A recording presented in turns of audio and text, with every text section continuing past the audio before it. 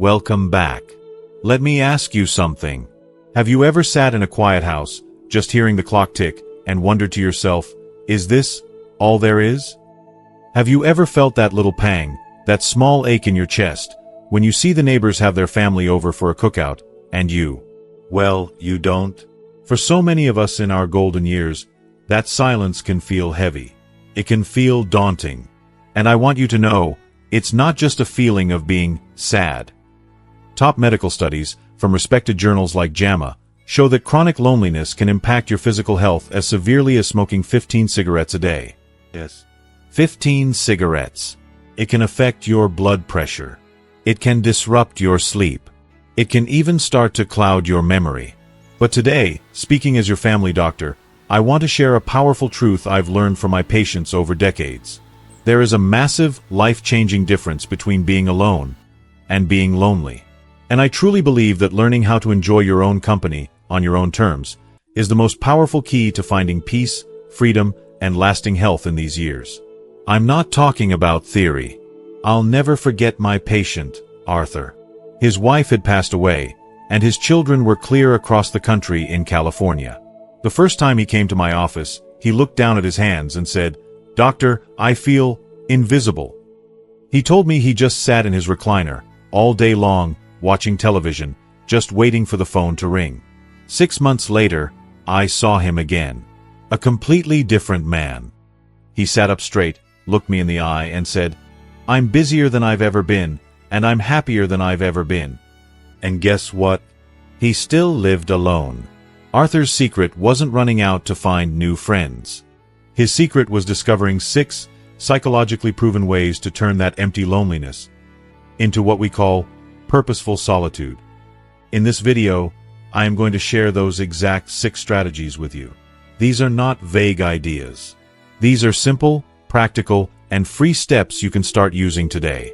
And please, make sure you stay with me until strategy number 6. It's the one Arthur told me changed everything. A simple way to reconnect with the world, without having to join some loud club or force a conversation. Before we dive in, I truly want to know how many of you have faced this. If what I just shared feels familiar, please comment a simple yes below. It shows me you understand, and it shows others they are not alone.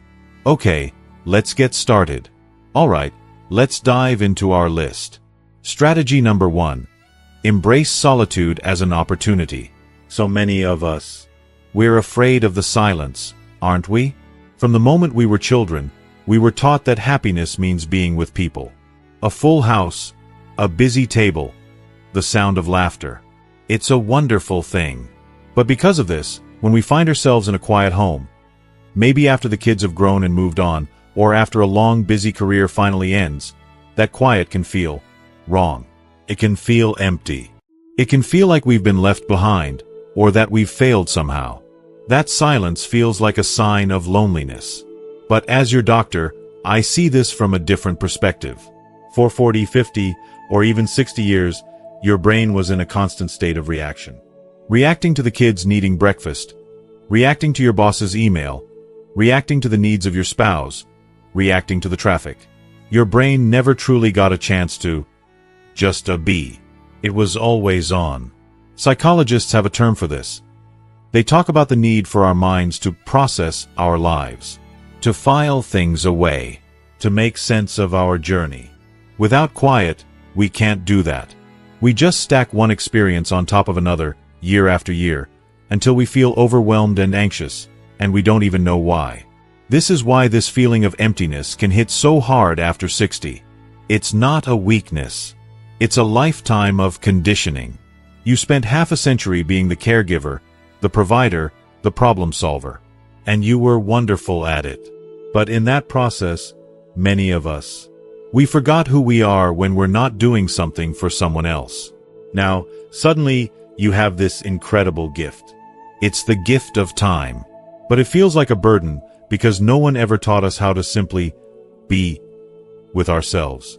This is where that symptom of guilt comes in. Does this sound familiar?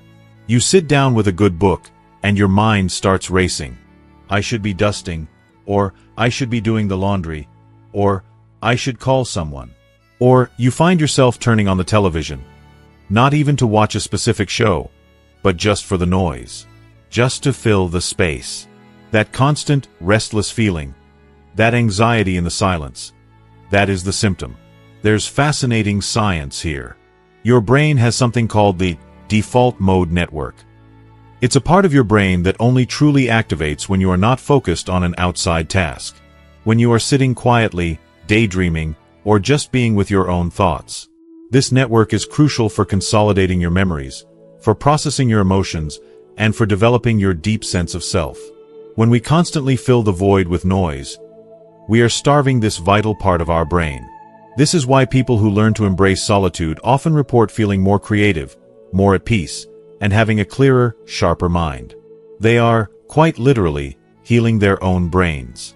I'm thinking of a patient of mine, Margaret. A lovely woman, a retired school teacher. She came to me feeling, well, blue, as she put it. She told me she felt guilty. I asked her why. She said she felt guilty because she would sit down with a novel at 9 in the morning, and felt like she was being lazy. We talked about this idea of her time. Now, she calls 9 a.m. her sacred hour. She makes a cup of tea, she puts on some classical music, and she reads. She told me, with a tear in her eye, "Doctor, for the first time in 50 years, I don't have to hurry for anyone." She found her peace, not by filling her life with more noise, but by embracing the quiet. So, here is my prescription for you. I want you to stop automatically reaching for the remote control. Stop feeling guilty for not being busy. The next time you feel that anxious silence, just sit with it. Just for 1 minute. Just breathe. Then, I want you to ask yourself a question you probably haven't asked in years. What do I actually want to do right now? Maybe it's digging out that old paintbrush set. Maybe it's finally starting that family tree you've thought about. Maybe it's just sitting by the window and watching the birds. Pick up one. Just one of those old hobbies you never had time for. And let's be very clear about something. This is not about becoming a hermit. It's not about pushing people away. This is not selfish. It is, quite simply, recharging. It's about filling your own cup, so that when you are with your family or friends, you are present and peaceful, not running on empty. Number 2. Create meaning through personal rituals. Now, this leads right from that first point. When you retire, or when you live alone, the old structure of your life, it just vanishes. The alarm clock for work, the rush hour commute, the 5 p.m. rush to make dinner for the family. And what's left? The days can just blur together. Monday feels like Wednesday, which feels just like Saturday. This lack of structure is disorienting. It can make you feel adrift, like a small boat without a rudder. And that's a direct path to feeling low, out of sorts, and out of control. This is where rituals come in. Now, when I say ritual, I'm not talking about anything complicated or mystical. I'm talking about small, intentional, repeated acts. From a psychological standpoint, these rituals are anchors. They are anchors for your day, and they are anchors for your mind. They send a powerful, subconscious signal to your brain that says, all is well. There is order. There is something small and good to look forward to. They are, in essence, a profound form of self-care. They are a promise you keep to yourself, and keeping promises, even to yourself, builds self-respect. Why is this so vitally important now? Because all your old rituals were probably built around other people. Making breakfast for the kids, driving them to school, the Friday night dinner with your spouse, the weekly staff meeting. Those external structures are gone. And that's okay. But you must, and I mean must, create new internal structures that are just for you. This is how you reclaim your time. This is how you give your days a shape that feels good and supportive. If you find yourself waking up and just staying in your bathrobe until noon, or maybe forgetting what day of the week it is, or feeling a low-grade sense of, what's the point? That is the symptom. That is the symptom of a life without anchors. It's that feeling of just floating. Rituals are the antidote to floating. The research on this is wonderful. Studies in positive psychology and aging show that seniors who maintain simple, consistent daily rituals report significantly higher levels of life satisfaction and lower rates of depression. Why? Because these rituals trigger the release of happy chemicals, like dopamine, in a small, predictable way. When you look forward to that first cup of coffee, brewed just the way you like it, that anticipation is dopamine. When you complete your small ritual, you get a tiny, private sense of accomplishment. It's a win. And these small wins add up, day after day, building a solid foundation of contentment. I'm thinking of my patient, David. A brilliant man, a former engineer. He was absolutely lost after he retired. His whole life had been about structure, schedules, and problem solving. He told me he felt useless. So, we talked. We didn't try to solve the world's problems. We just gave him a new, simple structure. Now, every single morning, he grinds his own coffee beans. He calls it making a proper cup of coffee. He sits down and does the newspaper crossword puzzle. In ink, he proudly tells me. And then, he walks exactly 1 mile. Rain or shine. He told me, "Doctor, it's simple. I know it's simple. But it gives me a reason to get out of bed. It's my time. So, let's build your ritual. Start small. I mean, incredibly small. Don't try to change your whole life tomorrow. Maybe it's just this. The moment you wake up, before your feet even hit the floor, you take 5 deep, slow breaths. That's it. That's your ritual. Or maybe you decide that every Sunday, you will cook yourself a nice meal. Not just a sandwich out of the fridge. A proper meal with a placemat. Or maybe, like David, it's a morning walk. Or perhaps it's an evening ritual. 10 minutes of gentle stretching before bed, or lighting a candle and just being quiet. It doesn't matter what it is. The only rules are that it has to be for you, and it has to be intentional. This isn't a chore. This is a celebration. It's you telling yourself, I am worth this moment. I'm curious. Do you already have a ritual that starts your day? If you do, share it with us. Please, comment, my ritual, below. You never know, your simple idea might be the one that inspires someone else here today. Number 3. Invest in lifelong learning. There is a terrible, terrible myth in our society. A myth that learning is just for the young. That you go to school, you have a career, and then you stop. You retire. And your brain, well, it retires too. Many people I talk to, they're almost afraid. They're afraid of technology, afraid of the computer or the smartphone. They feel like their minds aren't as sharp as they used to be, so why bother trying? As your doctor, I am telling you, this is one of the most dangerous and false beliefs an older adult can hold. Here is the biological truth. Your brain is not a concrete block. It is not finished. It is a dynamic, living, changing thing. We have a wonderful word for it in medicine. Neuroplasticity. It means your brain can, and does, change, adapt, and create new pathways. Right up until your very last day. That old saying, use it or lose it. Well, it's the absolute 100% medical truth. When you learn something new, whether it's a word in Spanish or a new recipe, you are literally building a new road in your brain. You are making it stronger, more flexible, and more resilient. And here's the beautiful part. When you were younger, you had to learn for a reason. To pass a test, to get a promotion, to help your kids with their algebra homework. Now, you get to learn for the purest, most wonderful reason of all. Joy. Pure, simple curiosity. This isn't about getting a degree or earning a certificate. It's about feeding your mind. When you stop learning, your world starts to shrink. It gets smaller and smaller. But when you keep learning, your world and your mind keep expanding. If you feel foggy, or you find yourself bored, or you feel like the world is passing you by, and you don't understand it anymore, that is a symptom. It's a symptom of a mind that is hungry. It's asking for a challenge. It's asking for something new.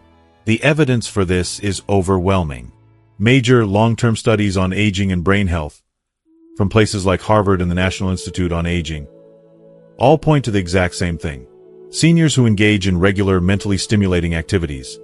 It doesn't matter what, it could be learning a new language, doing puzzles, reading history, even learning how to use an iPad to video call the grandkids. They have a significantly lower risk of cognitive decline and memory loss. It is truly like taking your brain to the gym. You are actively protecting your memory for the years to come. Let me tell you about Susan.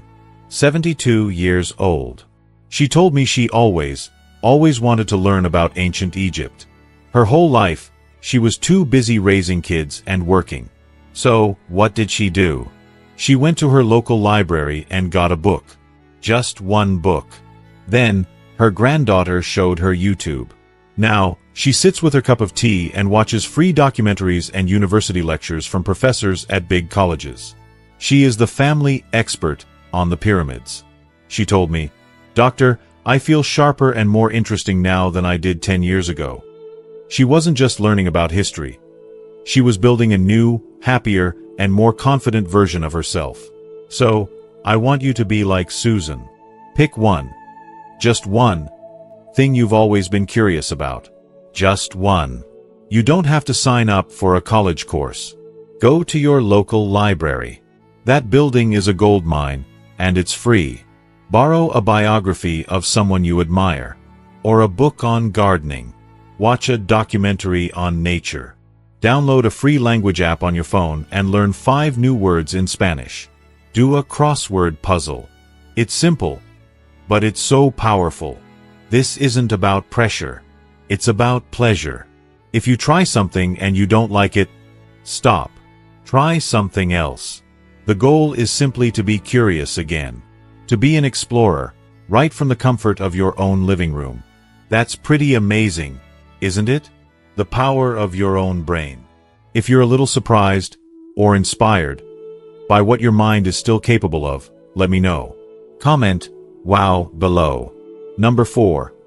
Find comfort in nature and movement. When we spend a lot of time alone, especially if we're feeling a bit down, it is so very easy to become one with a recliner. That big, comfy chair. It can feel like a safe haven, but it can also become a trap. You sit, and before you know it, the whole day has just passed. Your body gets stiff. Your joints get achy. And your mood just sinks. It's a vicious cycle. You feel stiff, so you don't want to move. And because you don't move, you feel even stiffer. It's a trap I've seen hundreds of my patients fall into. This is a simple biological fact. Your body, my body, every body was designed to move. When you move, even gently, your body releases a wonderful, natural cocktail of chemicals called endorphins. These are your body's natural pain relievers and, just as importantly, your body's natural mood boosters. At the same time, getting outside, just stepping onto the porch or the balcony, exposes you to sunlight. That sunlight hits your skin and tells your body to produce vitamin D, which is absolutely essential for bone health and, again, for regulating your mood. The fresh air itself, it changes your brain chemistry. It's an almost instant antidepressant, and it's completely free. Now, listen to me. This is important. When I say movement, I am not talking about running a marathon. I am not talking about lifting heavy weights or going to some loud, intimidating gym. For many of us over 65, the gym is the last place we want to be. And frankly, it's unnecessary. We're not training for the Olympics. We are simply living. And for that, we need gentle, consistent movement. Just walking, just stretching, just bending to water a plant. It's enough. It gets the blood flowing. It lubricates the joints. Yes, even those achy ones. And it clears the mind. If you wake up feeling stiff as a board, or if you feel that blah feeling, that low-grade gloom that just follows you around, or if you just feel disconnected, that's the symptom. Your body is asking you, gently, please, let's move. The science is undeniable. Study after study confirms that gentle, regular exercise, like walking, is one of the most effective treatments for mild to moderate depression at any age. And for seniors, the connection to nature is profound. They even have a name for it: ecotherapy. Being in, or even just looking at, a natural setting, a park, a tree outside your window, a simple potted plant, it measurably lowers your blood pressure. It reduces your body's main stress hormone, cortisol. Nature becomes a companion. It's a loyal, quiet companion that doesn't ask anything of you. It just gives. I had a patient, Robert, a wonderful gentleman, but he was in a bad way. He had achy knees, really achy, and he was just sad. He'd lost his wife, and he just sat inside all day. I didn't tell him to run. I didn't even tell him to go for a walk. My prescription was this: Robert, I want you to sit on your front porch for 15 minutes every morning. That's it. Just sit. Well, he did. And after a week, he told me he started to notice the birds. Then, he decided to buy a couple of small potted plants to put on the porch. He started watering them.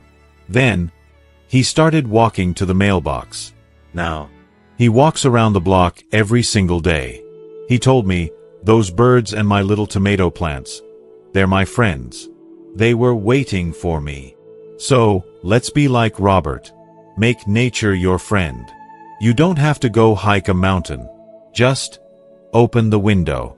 Listen to the birds. If you can, sit on your front porch or your balcony. Walk to the mailbox and back. Slowly. Notice the sky. If you have a little patch of sun, get a pot and plant one single tomato plant. Water it. Watch it grow. It will give you a reason to get up and get out. Here's your action for tomorrow. Just step outside. Stand there. And take 5 deep breaths of fresh air. That's your start. Are you with me on this? If you promise to get just 5 minutes of fresh air tomorrow, just 5, let me know. Comment healthy below. It's a promise to yourself. Number 5. Practice gratitude and positive self-talk. This one is so important. When you spend a lot of time by yourself, your thoughts, well, they become your closest companions. They are the loudest voice in the room. And for so many of us, that voice is not very kind. It's an inner critic. It's the voice that says, "You're useless. No one calls. No one cares. You're a burden. You didn't do enough." It's a voice of regret. We would never, ever speak to another human being, not even a stranger, the way we sometimes speak to ourselves. And that constant, negative chatter, it is a poison. It is the true source of loneliness. There's a reason our brains do this. It's called a negativity bias. It's an old, primitive survival mechanism. Your brain is designed to look for threats, to scan for what's wrong. It helped our ancestors survive in a dangerous world. But now, when the main threat is just an empty house, the brain doesn't know what to do. So, it turns on you. It starts to see you as the problem. Gratitude and positive self-talk. These are not fluffy or silly ideas. They are clinical tools. They are the antidote to the negativity bias. They actively, manually, rewire your brain to scan for what is right. As we get older, it is so very easy to focus on what we've lost. We've lost our youth, our strength, our careers. Maybe we've lost dear friends or a partner. The loss column can feel very, very long. If that is all you focus on, of course you're going to feel sad. Of course you are. Gratitude is the conscious, courageous act of focusing on what you still have. And positive self-talk. It's the act of becoming your own best friend right now, when you need one the most. If you find yourself just ruminating, that's the word for it. Just going over old regrets in your mind again and again. Or if you feel that sinking feeling of, what's the use? Or you catch yourself thinking, I'm just a burden. That is the symptom. That is your inner critic at the wheel. The science is remarkable. Dr. Robert Emmons, a top researcher in this field, proved that practicing gratitude, just writing down a few things you're thankful for, can measurably increase your happiness, reduce depression, and even improve your immune system. It's not magic. It's biology. It shifts your focus, and your brain chemistry follows. And positive self-talk. It calms the fight or flight part of your brain, the amygdala. It literally calms you down from the inside out. I'm thinking of my patient, Helen.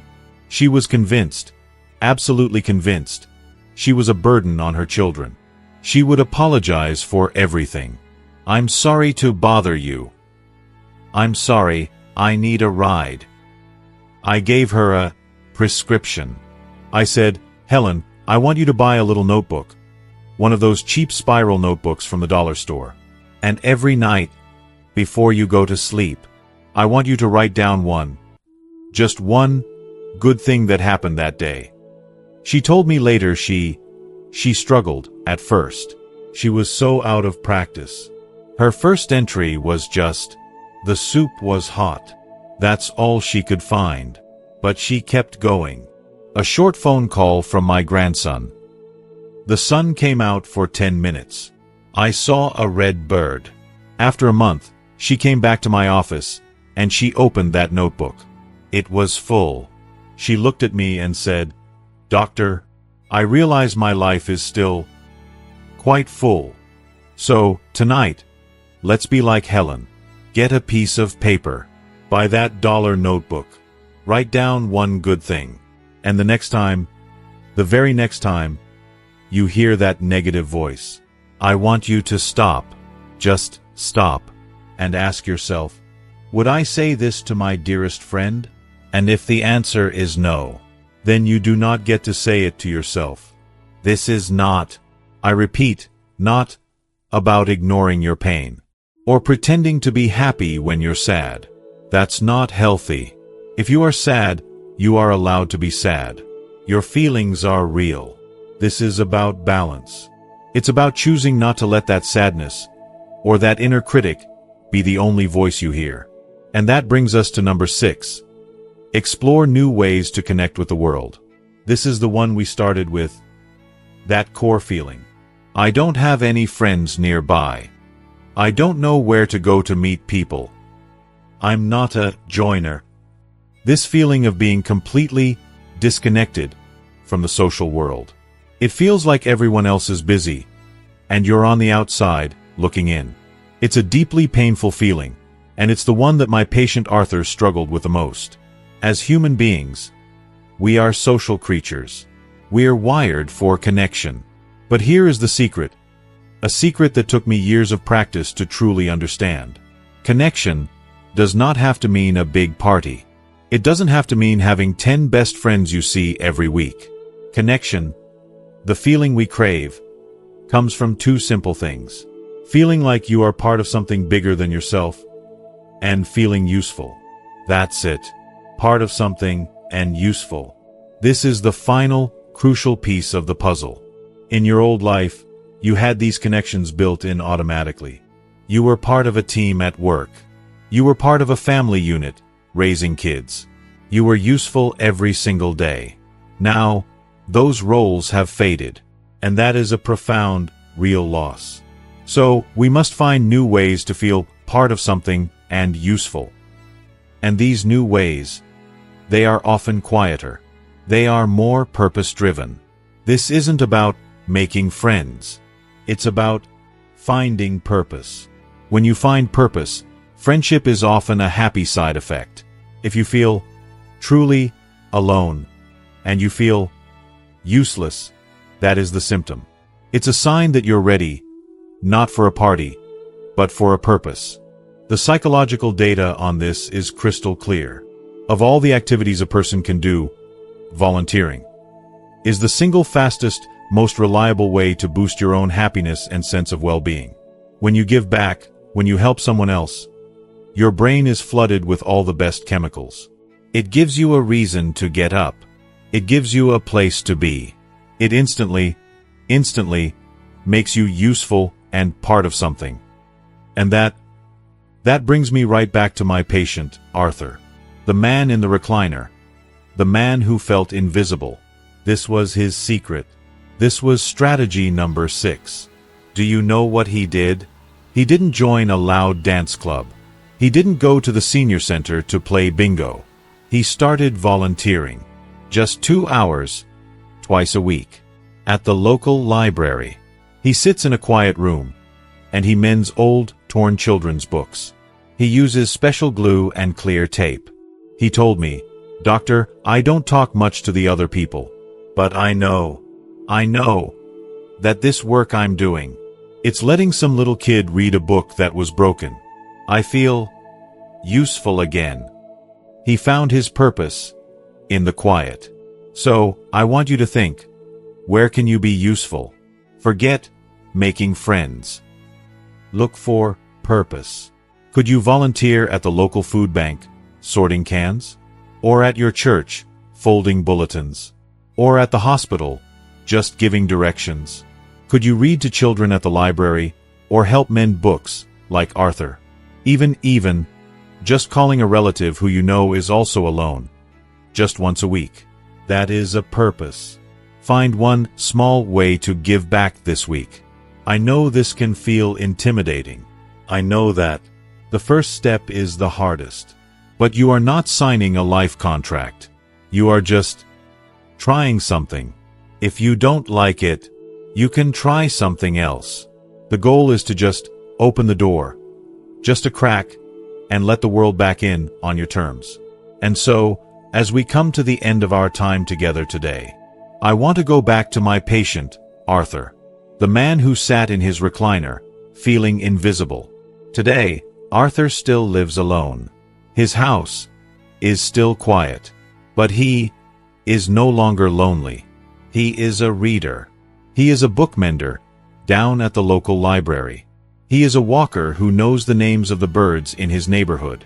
He is, as he tells me with a little smile, busy living his life on his own terms. As you can see from Arthur's journey, and from these 6 strategies, happiness when you are alone, it isn't something that just happens to you. It's not magic. It is a choice.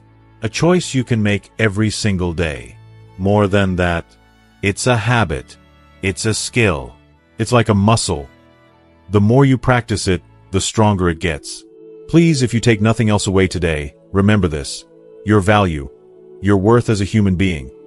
It is not measured by the number of friends you have or how many invitations you get on a Saturday night. Your true value is measured by the peace, the purpose, and the kindness that you build right inside of yourself. We've explored 6 powerful strategies today. But as your doctor, I know that knowledge is only powerful when we put it into action. Information doesn't change a life. Action does. So now, I have one important question for you. What is the one small commitment you are making to yourself, for yourself, after watching this video? Just one small thing. Maybe it's, I will start that gratitude journal tonight. Or perhaps it's, tomorrow, I will take that 5-minute walk outside.